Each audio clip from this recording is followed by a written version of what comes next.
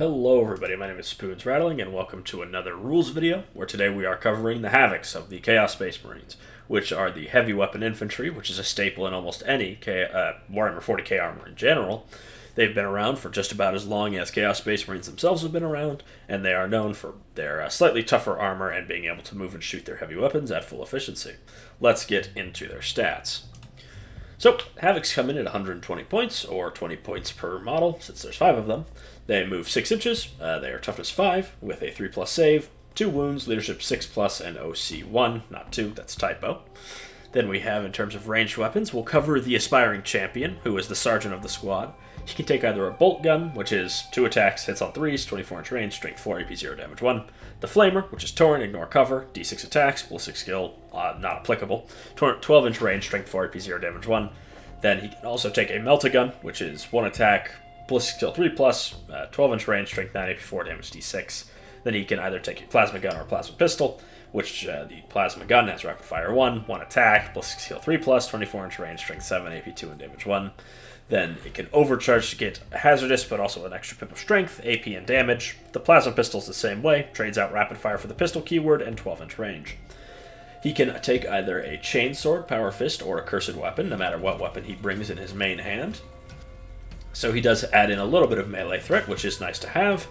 And then the Close Combat Weapon is the standard equipment for the HAVOCs themselves. It's just hits on 3s, 3 attacks, strength 4, AP 0, damage 1, sorry.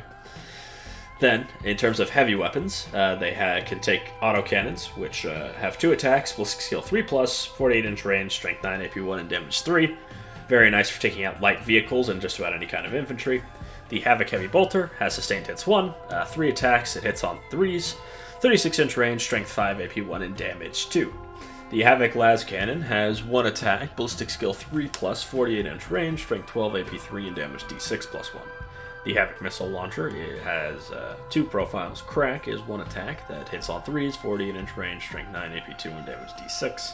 The HAVOC Missile Launcher can also come in Frag, which is Blast, d6 attacks, ballistic skill 3+, range 48 inches, strength 4, AP 0, and damage 1. Then, of course, they can take their most iconic weapon, as shown by the HAVOC on the right here, the HAVOC Chain Cannon, which is 8 attacks that hit on 3s at 24-inch range, strength 5, AP 0, and damage 1. Full squad of those gets a lot of attacks and is quite good at killing light infantry. Aside from the Chain Cannon, which is obviously the coolest weapon and therefore the best, remember, cool is always the strongest, the HAVOC Autocannon and the Las Cannons, I'd say, make up the other 2 weapons that are worth taking. Their close combat weapon is obviously unimpressive, they generally want to not be in melee, but they are still mobile, as none of their weapons have heavy, and they get to ignore any modifiers to attacks to their ballistic skill when shooting. Let's get into how to use them.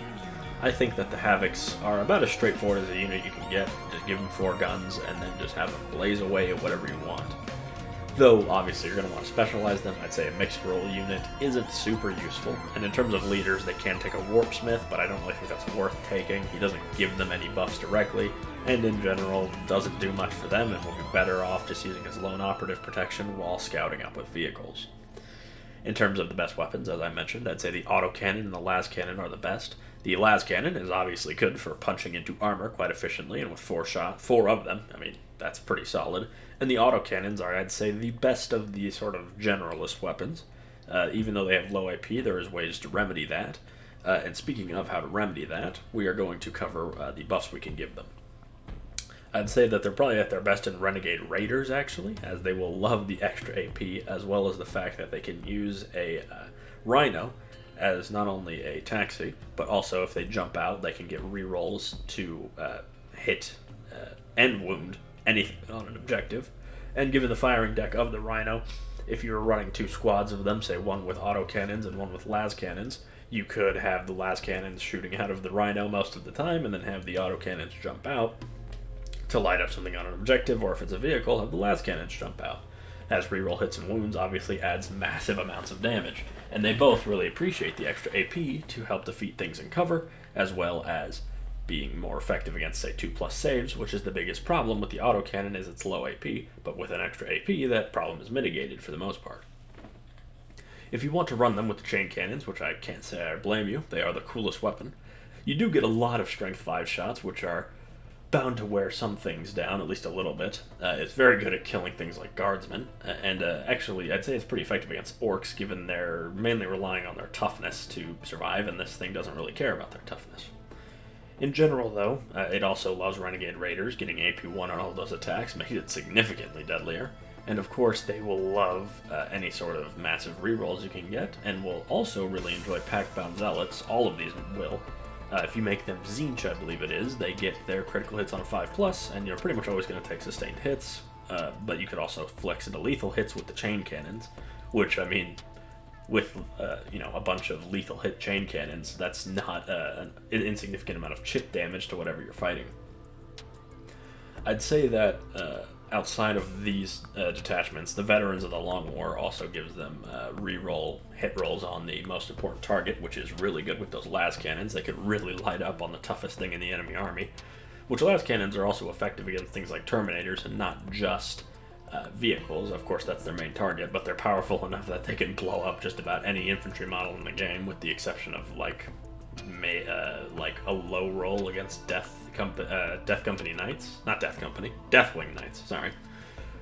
But I think that the main benefit of HAVOCs is they're pretty self-sufficient, right? They have their champion to give them a little bit of counter charge to skirmish with lighter infantry that might be flanking.